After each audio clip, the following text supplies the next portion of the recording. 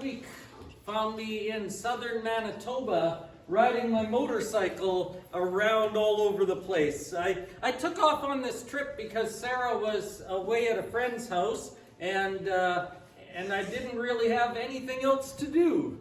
And so I thought, well, I'm going to go on this trip. And the problem was it was unlike other trips in that my brother didn't go with me. Typically, he goes on motorcycle trips with me. And so I was by myself.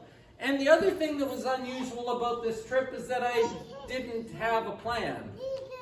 I really didn't have a place to go. I didn't have an event to get to. I didn't have anything I really wanted to see.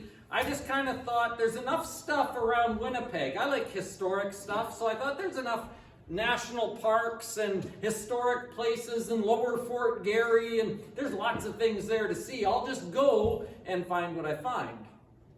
And in a way, it was really fun. It was really freeing not to know that you had to be here by that time so you could see that thing. I wasn't on a schedule. It was easy just to do whatever I wanted. In a way, that was kind of fun. But in another way, it was kind of weird. Because most of us like having schedules. Most of us know why we are somewhere doing something, and I had no plan. And when you don't have a plan, it's hard to know where to go next, right? I intentionally stayed off the Trans-Canada, and so then I found myself on all kinds of back roads in Manitoba, and I've never been over there a lot, so I'd end up on some back road out in the middle of nowhere, and every couple hours I had to stop and pull my phone out and get Google Maps to figure out where I was, because I had no idea whether I should go left or right or straight, or I didn't know where I was half the time. Another day I went into the south side of Winnipeg and I was looking for a gas station, and that found me pulled over to the side of the road in a rainstorm, looking at my phone trying to find a gas station. I kept pulling over because I didn't know where I was. And I didn't know what to do next. And I kept looking for some sort of guidance to tell me go right, go left, go back, you're on the wrong path. I kept looking for something that said, this is the way to go. I wonder if you know that feeling. I wonder if you know that feeling, not so much as you travel, but I wonder if you know that feeling in your own life. I wonder if you've ever felt the feeling that says, what am I supposed to do now? I wonder if you've ever felt the feeling that said, if I only had an instruction manual to tell me what to do next. I wonder if you felt the feeling that says, okay, here I am, but why am I here? What am I supposed to do now? I wonder if you've ever just kind of felt lost. If you haven't felt that feeling, I guarantee you will at some point. Something will happen in your life and you won't know what to do with it.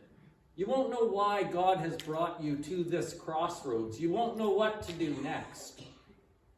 And when that happens, or if you feel that right now, I want you to remember two other travelers who were on a road too and were confused as well. I won't tell you their story. I'll let you read their story from the Word of God. Luke chapter 24, verse 13.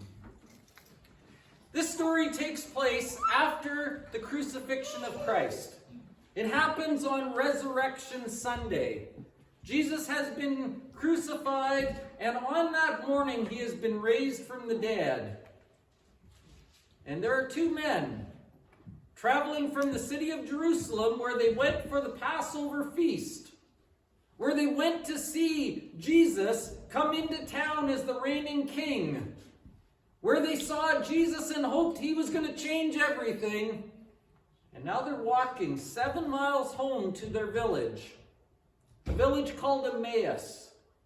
And they're confused, and they don't understand, and they don't know what to do next. It says in verse 13, now that same day, the same day as the resurrection, two of them were going to a village called Emmaus, about 7 miles from Jerusalem. They were talking with each other about everything that had happened.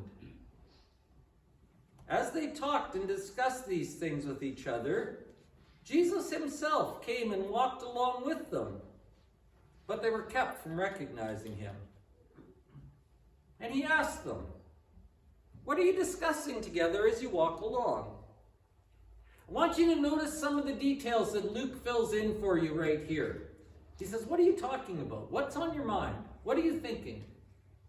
It says they stood still. They had been walking, but now they stop because they don't know what to do. It says they stood still, their faces downcast. This is not a joyous journey. This is not a happy thing. They are not glad about what they are discussing. They're confused. They're sad. They're not even sure they want to keep going. One of them, named Cleopas, said to him, "Are you only a visitor to Jerusalem, and do you not know the things that have happened here these last days?" He says, how can you not know what we're talking about? Everybody's talking about this. How can you not know what we're talking about? Because everyone is confused. Everyone's trying to figure this out. No one knows what's next. How do you not know? But Jesus said to them, verse 19, well, what things? He wants them to tell them. He wants the travelers to explain their problem. So they do. We're talking about Jesus of Nazareth, they replied. Listen to this part. He says, he was a prophet, powerful in word and deed before God and all the people. That's what we heard about Jesus. We heard about his miracles. We heard about his teaching. We heard he fed 5,000 people. We thought God had come to the earth in this man. That's what we heard. That's what we believed. He was teaching us amazing things. That's what we understood. He said, verse 20, the chief priests and our rulers handed him over to be sentenced to death. Now, we read that and we say, of course, we know that because we know the gospel story, but that would be the craziest ending to this story to them. They wouldn't have understood that, right? To these two men, they've been waiting for Jesus forever. And he's shown up. And he says, our own people killed him. They are confused. They don't understand. Why on earth would they do that? We thought this was the guy and they killed him. We celebrated him for an entire week and they killed him. Can you remember when JFK got killed? Can you remember an assassination that you saw in the news? Do you remember that feeling when you thought, how could that have happened? That's what they feel. They can't understand. How could that have happened? They go on and say not only did they kill him, he said they sentenced him to death and crucified him. But listen to verse 21. But they killed him. But we had hoped he was the one who was going to redeem Israel. They killed him, but we hoped he was the one we waited for. We hoped he was the one who was going to be the king. We hoped he was the one who was going to fix everything, and they killed him. That's where they're at. That's what they're discussing. That's why they're confused. It says we'd hoped he'd been the one to redeem Israel. And what's more, it's the third day since all this took place. Here's something else they're confused about. In addition, some of our women amazed us. They went to the tomb early this morning, but didn't find his body. Which is concerning enough, confusing enough. How could that have happened? What's happened? Did somebody steal it? Who would go and take his body? Then they say they didn't find his body, but then they came back and told us they'd seen a vision of angels. So we've been celebrating this Jesus guy, then we go through all this trial. We don't understand why he's been arrested. Then he's crucified for something he didn't even do. And now the women that we've walked and loved and trusted, our own friends, are saying they can't find the body, but they've seen angels. That's what's happening today. Angels have shown up. And not only did they see angels, but the The women told us the angel said he's alive. What's going on? I don't understand. And then one more layer of confusion here. Not only can't they find the body, but they've seen an angel, and the angel said he's alive. Then some of our own companions went out to the tomb, and they found it just as the women said. So that makes sense. They were telling the truth, but look at the last part. But him they didn't see. So that's the other part now. The women said they saw an angel. The angel said Jesus is alive. My friends went out to the tomb. They couldn't find his body, but they didn't see him either. So if he's alive, where is he? If he's alive, why didn't he show himself to us? What is going on? They have no idea. And they're stopped in the middle of their path on their way back to their town, talking to this stranger and not understanding any of this. I don't know what's going on. I don't know. I don't get it. The only hope we have is gone, and I don't understand. I want you to notice what Jesus does next for them. Jesus does something really good. He actually enlightens them. He teaches them a little bit. And so we get a snippet of that teaching, and then we'll get to the part that really is important to us. Jesus said to them, after hearing all their confusion, he said, "How foolish you are, and how slow of heart to believe all the things the prophets have spoken. Did not the Christ have to suffer these things and then enter his glory?" Jesus says to them, you know, it's kind of interesting. You guys shouldn't be confused. We told you this was going to happen. The prophets said all this ahead of time. You've been waiting for this for 500 years. You've got the information. You just haven't listened. Jesus said, you're slow to hear. You didn't get it. It was explained, even if you're confused. Verse 27, he says, "In beginning with Moses and all the prophets, he explained to them what was said in the scriptures concerning himself." So in the middle of the road, Jesus tries to clear it up for them and says, "But don't you remember it said back in Isaiah that he was going to have to die? Don't you remember that someone was going to have to die for everyone else's sins? Do you remember that was said?" Right? He teaches them. Here's the part we're going to dwell on now. They eventually start walking again. And it's getting near the end of the day. Verse 28, you know what happens next. It says, as they approached the village to which they were going, Jesus acted as if he was going to go on further. Jesus was just going to keep walking. But in good hospitality of the day, just like they would do for any other stranger, there's no hotels for people to stay at. You can't just go to the Days Inn and get a room. If a stranger's out on the road by himself, he's in danger. And so you don't let the stranger walk by, you invite him in. And so that's what these two men do. It says, Jesus looked like he was going to keep walking, but they strongly urged him, "Stay with us, for it's nearly evening and the day is almost over." So he went in and stayed with them. After you get home from the meal, or after you get home from a long trip and you've got a visitor with you, you've got to eat. And so it says, when they were sitting at the table, he took bread and gave thanks and broke it and began to give it to them. Then their eyes were opened and they recognized him. And then he disappeared from their sight. So this strange day has just become even more strange. They've been confused about all the events of the day. They meet this stranger and suddenly they realize, wait a minute, this isn't a stranger. This is Jesus. This is the guy we saw in Jerusalem. This is the guy who was put on the cross. This is the one who we were told is alive. Not only is he alive, he's right here. I assume, although it doesn't say, it just says he disappeared after they recognized him. I assume it's pretty quickly. I assume they recognize him and then he's gone. I assume when they recognize him, Jesus has a smile on his face because they finally see. They asked each other, "Were not our hearts burning within us when he talked to us on the road and opened the scriptures to us?" Said, "Didn't we? There was something about the way he taught us. I knew there was something different about that guy." That was Jesus himself.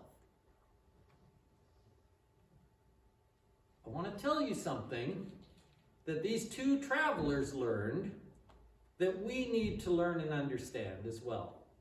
Two lessons that they just received that we need to hold on to too. Number one, I want you to know and recognize and remember that Jesus was there even when they didn't recognize him. Jesus was with them even when they were confused. Jesus was with them when they didn't know what was going on. Jesus was with them when they were sad and downcast and thought everything had fallen apart. Nothing had fallen apart. Actually, Jesus was right there. And I want you to remember, the next time you think everything has fallen apart and there is no hope and I don't know what's going to happen next, Jesus is with you. And nothing has fallen apart. He is right there. He has not gone anywhere. The fact of the matter is there's lots of times in our lives when we will feel like we don't understand why we're here. I told you about me standing on the side of the road looking at my map, trying to figure out which way to go next. I didn't know where to go. I didn't know why I was there. There's times in your life when you're going to feel like that. But where you are is okay, even if it seems bad. Where you are is okay because it's for your good. It'll work out. God can use it. Just because we don't understand it doesn't mean it's bad. Think about little kids. Little kids, when you first have a baby, you put them to sleep in your arms, right?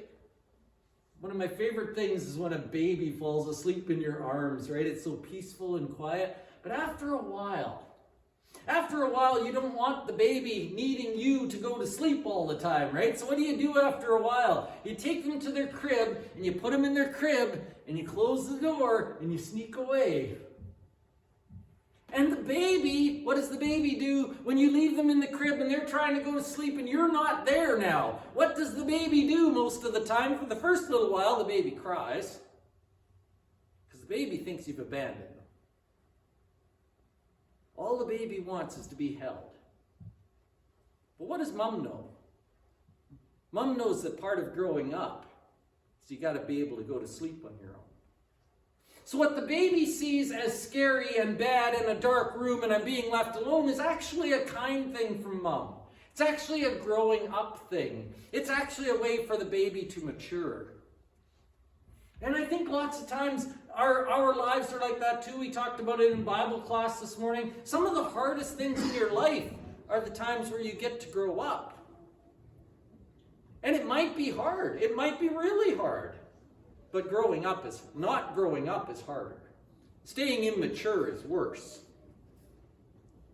So I just want to remind you, oh, by the way, when mom puts the baby in the crib and closes the door and walks away and the baby cries as if it's been abandoned, where's mom? Mom's right there. Mom's either outside the door, mom's got the monitor, mom's watching or listening, mom's still there. Right? These guys realized that Jesus was with them even if they didn't see him. Hebrews chapter 13 verse 5, quoting the Old Testament. This is a promise of God that he just kept saying to his people over and over again. He said, I will never leave you or forsake you. You may not understand what's going on. You may not know why you're here. You may not see the purpose yet. I have never left you. I will not forsake you. I am always with you. That's what those two guys on the road to Emmaus found out. Even when they didn't understand it, God was still with them. He had not left them. He will not do that. I will never leave you. I will never forsake you. You are always in God's hands. That's worth remembering. The second thing I want you wanted to point out to you about these two gentlemen on the road is not only that God was with them when they didn't understand it or didn't recognize it. Second thing I want you to understand about them, and the second thing we need to understand, is that they saw properly as soon as they saw spiritually. The difference in this story isn't that Jesus shows up. The difference in this story is they saw him. They recognized him. right? He was there. The difference comes when they see him. And they see him after he breaks the bread, and they see him. Now, there's lots of debate about why they saw him at that moment. And lots of scholars talk about that. Why did they recognize him in the breaking of bread? And so some people refer to the Last Supper and say maybe Jesus revealed himself. It's like when around communion he broke that bread and they understood.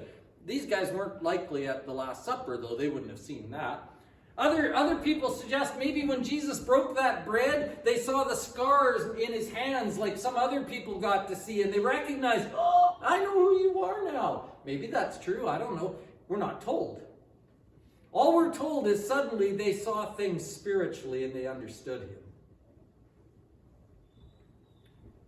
I think our biggest challenge is that we have to learn to see things properly. And what I mean by that is we need some spiritual eyes. We need to develop spiritual hearts. We need to see people not for who they are, but for who they could be. We need to see people not for what they have, but that they are children of God. We need to see ourselves spiritually and properly. And we will not understand this life correctly until we see it with spiritual eyes and spiritual evaluations. I sometimes pray that God would help us to value the things he values and honor the things he honors. That's what we're talking about. We need to develop a godly way of seeing things. That won't happen automatically. You have been trained to evaluate everything earthly. In an earthly way, in a human way. You've been trained to evaluate your life like everyone else does. Christian people need to evaluate their lives differently. We need different eyes, different hearts, so we see properly. They did not see properly until they saw things spiritually. And I think that's true. And then once we start seeing things properly, we see them differently. And different is the key. I like things like this. Let me show you this. I like optical illusions. If I tell you that box A is exactly the same color as box B, do you believe me? Likely not. They look completely different, do they not? Do this. Everybody do this. Take your finger and put it across the white line. What happens? Box A is exactly the same color as box B, isn't it? It just looks different because of the things we're evaluating it against. But when you get rid of the other influence, they are the same. Another example of that, Sherry's still doing it. I don't advance the slide yet. Similar thing. The gray bar in the middle is exactly the same color across the entire screen. It's just the stuff around it that's different. And the problem is that when we allow the stuff around us to cloud our vision, then things don't look right. But if you were able to, and I'll send you this slide if you really want to do it, but if you printed this out and then cut around everything else that's around it, that bar will be the same color. It is one constant color. It's our eyes that trick us because we're seeing the things around it rather than the thing itself. Spiritual eyesight says, I'm not going to look at the things here, I'm going to look at the things that are constant. And these people, these two men, see clearly when they stop seeing in an earthly way. And that is the biggest challenge that we have. We need to learn to see in different ways. I was talking about this sort of idea a while ago, kind of the idea of seeing things differently. Bob actually reminded me of a scripture. The Apostle Paul said in 2 Corinthians, he said, from now on we regard no one from a worldly point of view. The old is gone. The new has come. Paul said, I used to evaluate people by what they had, or what they did, or what degree they had. I don't look at them that way anymore. I'm looking at the world through different eyes. That old way is gone. Something new is here.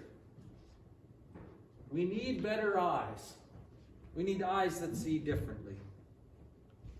I want you to notice back in Luke 24, if you still have that open, I want you to notice what happens as soon as they see things spiritually. As soon as they see things through godly eyes and realize that God has always been with them and that God is still with them and that everything is working out in ways that God worked it out that they couldn't even imagine, I want you to see what happens. Verse 33, as soon as they get that figured out, it says they got up and returned at once to Jerusalem, and they found the 11 and those with them assembled and said, "It's true! The Lord has risen and appeared to Simon." Then the two told everyone what happened that day and how Jesus had appeared to them when he broke the bread. As soon as they saw things spiritually, as soon as they understood Jesus was with them, they went from sad to joyful. They went from despondent and lost to excited and thrilled. They went from negative to positive. They went from bad story to best story. They went from schlumping their way home, hardly even wanting to walk, to running back to Jerusalem. Brothers and sisters, if you are having trouble seeing things well, maybe it's that we haven't seen it correctly. If you're having trouble seeing the joy of this life, it's maybe because you're seeing it by the background instead of the focus. Everything changed for these men when they saw it properly. This is something, by the way, that God has been trying to teach his people forever. His people have always needed to learn this lesson. In fact, back in the Proverbs, God said this and wanted them to listen to it. He said, "In his heart a man plans his course, but it's the Lord that determines his steps." We talked about that in Bible study as well. You may be planning things, but God is working. God is determining your steps. You're not ever lost.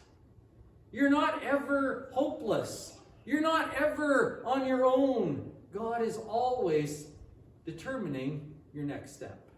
He's always with you. That's always true.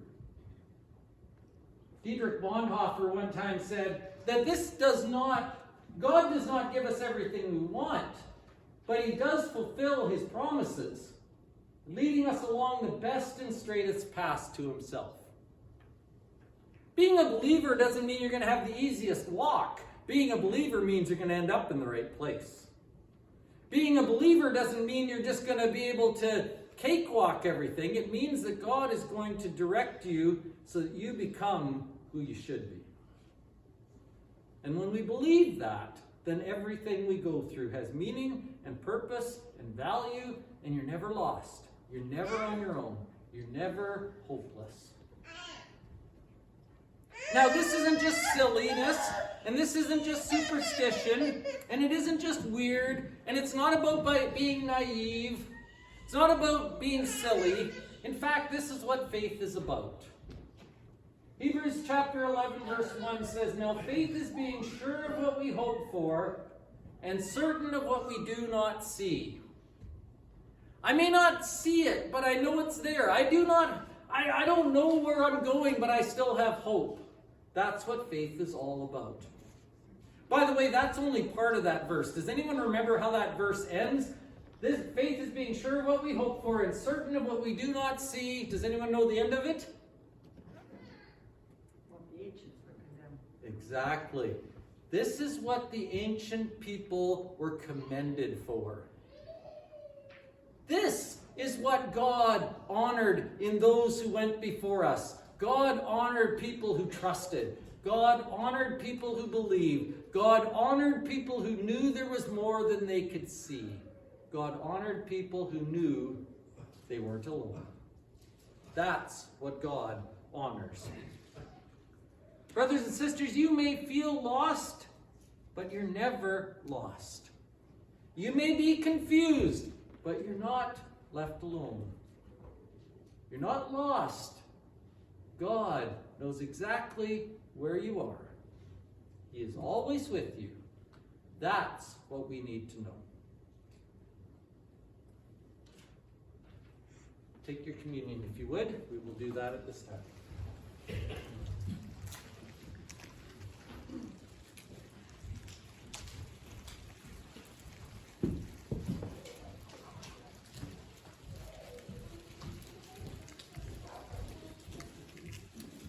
From a human standpoint, the cross was the biggest defeat there was. From a human standpoint, Rome had won. From a human standpoint, Jesus' enemies had conquered him because they'd killed him and put him in a grave. From a human standpoint, it was a complete failure. With spiritual eyes, it was the moment of victory. With spiritual eyes, it was the outworking of God's plan that he had been planning since the start. With spiritual eyes, it didn't just affect those who came first and were there then, but it affects us today and everyone who will live until eternity. From human eyes, it was one moment. With spiritual eyes, it was eternity changing. We remember a gift that when seen properly and spiritually, changes everything for us. Let's pray. Father, thank you for your Son and his death on the cross. Thank you that even when we didn't know we needed this, you provided it. Thank you that when we didn't even realize how lost we were, you were looking for us, providing a way home, giving us hope. Father, help us to always live in that hope. Help us to always hold on to that message. Help us always to remember who we are. Help us to know we're never alone because you are with us. We're never alone because you provided a way home. And ultimately, we will have a home with you. Thank you for Christ's death on the cross that makes all that possible. In your Son's name, amen.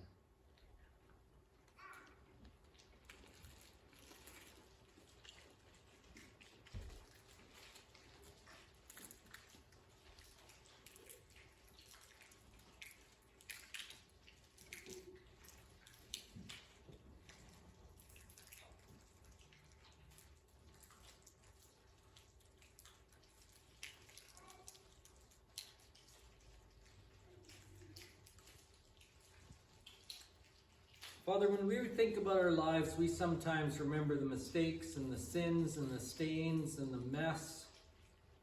We remember the bad things people said to us. We remember the bad things we've said to others. We just focus on all the dirt. Help us today. Help us every day to remember that your blood has washed us as clean as snow, as white as snow. Help us to remember that all that mess is gone in your eyes, that all of it's been paid for, all of it is okay, that you have saved us and made the way home. Thank you for the blood that washes us clean. And we thank you for that as we remember that with this fruit of the vine at this time.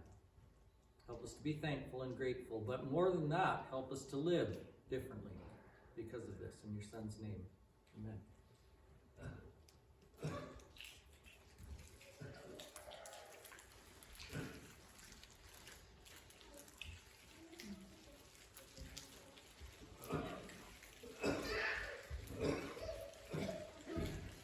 As we continue our journey this week, may we journey with God. May we walk with him and know that he walks with us regardless of what comes. We're never alone and everything's okay. If you're watching on video today, thank you for watching. We appreciate that. We'll see you next time.